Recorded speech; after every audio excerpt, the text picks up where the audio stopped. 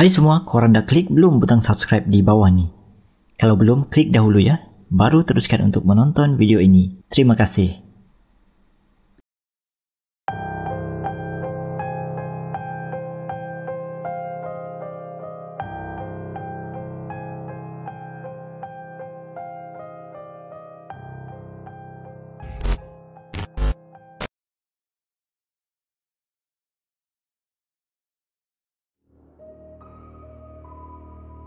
Suatu waktu dulu, arwah ayah aku salah seorang pengamal perubatan tradisional. Jadi, kadang-kadang sampai tiap-tiap malam, orang datang rumah nak berubat dengan ayah aku.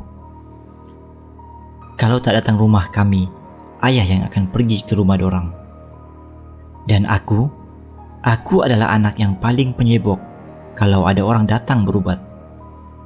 2 tahun lepas, arwah ayahku masa tu dah agak berumur. Dengan keadaan dia yang tak sehat, kita orang satu family memang tak galakkan untuk dia teruskan mengubat orang. Dan aku yakin, kalau korang jadi anak dia pun, korang akan buat benda yang sama kan? Tapi tak, ayah tak pernah berhenti nak bantu orang. Penat macam mana pun, tengah malam macam mana pun, kalau ada orang datang nak minta tolong, dia akan tolong. Kemudian satu hari ni, ada sepasang suami isteri muda, yang mana diorang ni anak kawan ayah aku. Diorang datang rumah, nak minta tolong tengokkan si isteri. Untuk pengetahuan, diorang ni baru kahwin dalam 2-3 minggu yang lepas. Kejadiannya berlaku masa hari diorang bernikah. Ikut cerita diorang, lepas selesai majlis semua, malam tu diorang nak buka terus hadiah daripada tetamu. Kemudian, sampai dekat satu hadiah tu, lepas buka je, si isteri terus pengsan. Kejadian pengsan ni berlarutan setiap hari selepas tu. Sampailah sehari sebelum diorang datang ke rumah kita orang untuk berubat tu. Lepas berubat, diorang tanya siapa yang buat diorang, tapi ayah tak cakap. Ayah cuma cakap, kita pagarkan saja rumah kamu.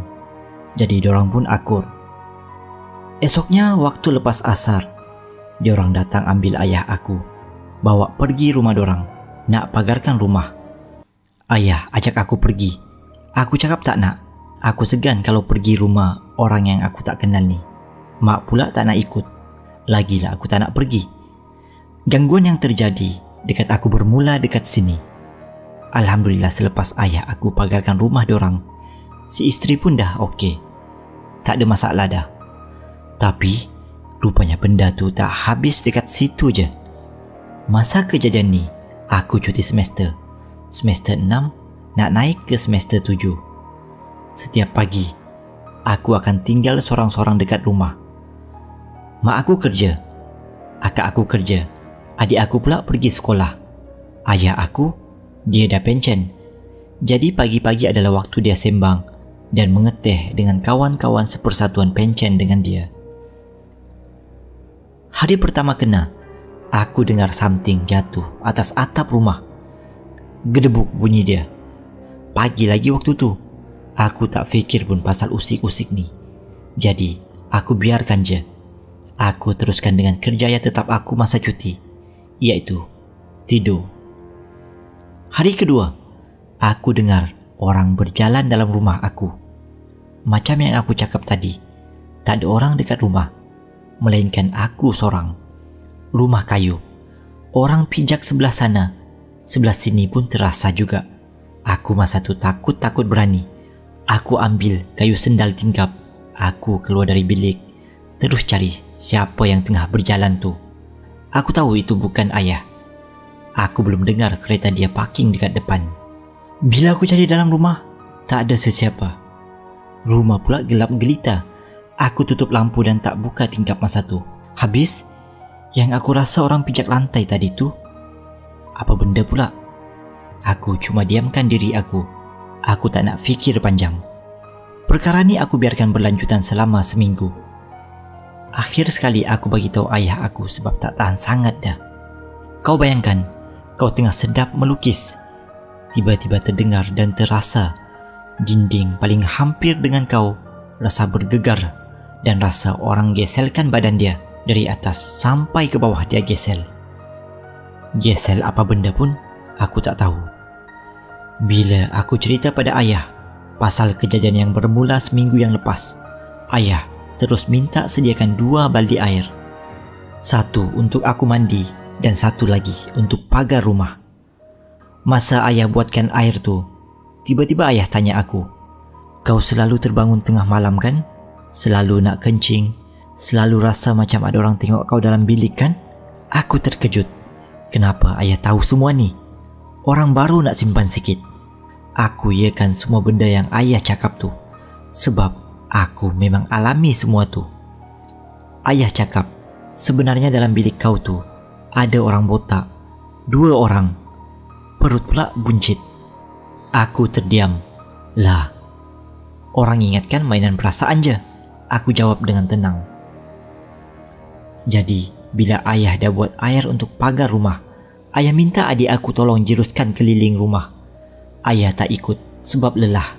Aku pula turun ikut adik aku pagar rumah. Tengah-tengah duk ikut adik aku tu, sampai je dekat belakang bilik aku, adik aku suruh aku naik. Aku naik cepat-cepat. Dalam aku nak naik tu, aku dengar orang menangis. Aku tak layan. Aku tak cari. Yang penting, aku boleh sampai dekat depan ayah aku yang tengah duduk dekat ruang tamu sebelum jadi apa-apa. Lepas settle, adik aku naik bawa baldi. Ayah tanya macam mana. Adik aku dengan selamba cakap, menangis juga benda tu tadi. Maksudnya, benda itulah yang menangis.